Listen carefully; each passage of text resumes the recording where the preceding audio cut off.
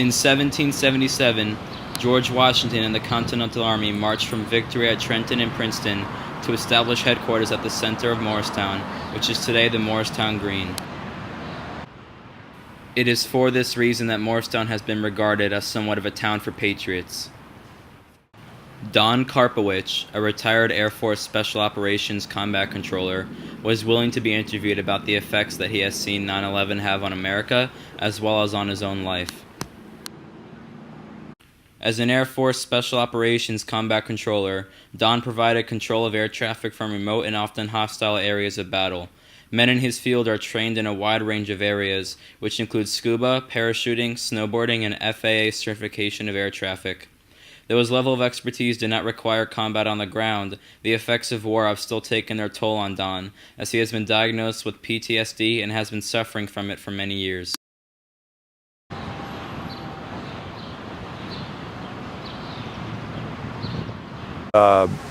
So I was home in the morning getting ready, or no, actually I was working from home that day. And I turned on the news while I was working from home, and I just had it in the background. You know, I had some paperwork I was doing, so it was just, the news was just on. And it kind of, you know, I had the sound off, but I saw the picture on the screen, and I was like, oh, it looked like a little plane. I thought, initially, because I saw it, as soon as it came on the air, it popped right in my face. And I saw it was a little smoke. It just looked like a little bit of smoke coming out of the tower. At first I'm like, I didn't even turn the sound up. I was kind of like watching it saying, just a little, it had to be just a little plane or something.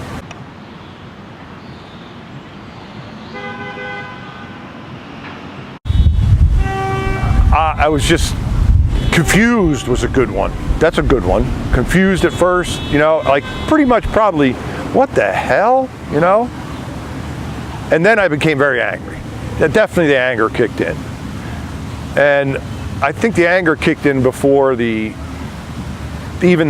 the sorrow of well, it was simultaneous. The sorrow of all the people being killed at that second. But also just, I have been, see, in my day, and it was, even though it was the Cold War, we were still fighting terrorism back then. Wore the suit and the briefcase, tie, and I was just like blind, because it was just like, it brought it back, because I was like already in my own world, the military was behind me, kind of, you know, I'd been retired, and I was just like trying to get on with forgetting about being in the military, and then that happened, and it brought it all right back. Those, you know, they killed people back in the 80s. I've been dealing with them since, well, later 80s. I was working more down with the Contras and the Sandinistas down in Honduras.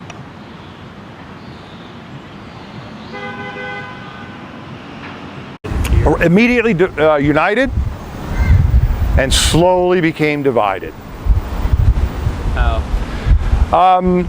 Just with people realizing about, once it realized that within our community and military, realizing about Iraq not being correct. I don't, you know, in the beginning when my brother would go in, they're ready to go, and they're like, what, are you crazy? Let's go. We were told to go. We're ready to go kick their ass.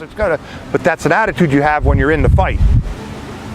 Now, when I was in the fight, I'm out of the fight looking at it, going, dude, I don't want you going there and dying for that. This is for what? What are you dying for? Why are we going there? It made no sense to me. It still doesn't make sense, and you know what? I was right? Seems like it was right, that I was right. When my brotherhood at the time were like, some of them actually got angry with me for having that opinion, because they thought I was because there was a lot of anti-military going on at that time. You know, so, you know, they were thinking that I was anti-military, you know, like, oh, no, I don't want to lose you, bro. I don't want to use you for no reason. So these guys are going to get killed for no reason.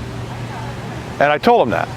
And they, you know, You can't. I didn't want to. I just voiced my opinion to them, but then I become supportive of them, because it can't be any other way.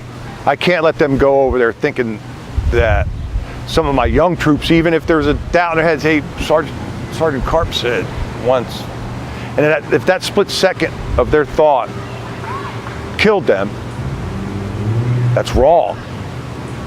So I said my piece to everybody, and then I said, go kick. I said, we shouldn't be there. I don't want you going. I'm totally against it. I don't want it to happen. But kick their. That's the attitude. If you're going to do it, do it right. Yep. So.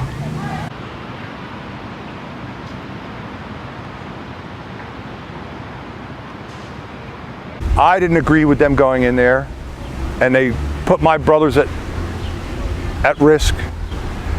And in my view, it was a retribution war, you know, just to finish what his dad didn't finish. His dad was a great man. I liked the first Bush. This Bush, the second Bush, I'm not a Republican or Democrat, doesn't matter. He threw it all out of control. When he went in there, that was it. That started that's why we have ISIS. Really, that's the root. That's the root of it. However, the guy we got in there now, just fueling the fire. He doesn't help it. He's not doing anything to help it. He's fueling the fire. So a Republican started it, a Democrat's fueling the fire. You know my opinion about Democrats and Republicans. You can put that everywhere. Democrats and Republicans, you. That's what I say about it. As Don prepared to leave, he showed me his motorcycle. The sticker on his wheel reads, "First There," the motto of the Air Force Combat Control. He showed me a sticker on his helmet, which lets fellow military men know that he is an expert free-fall parachuter.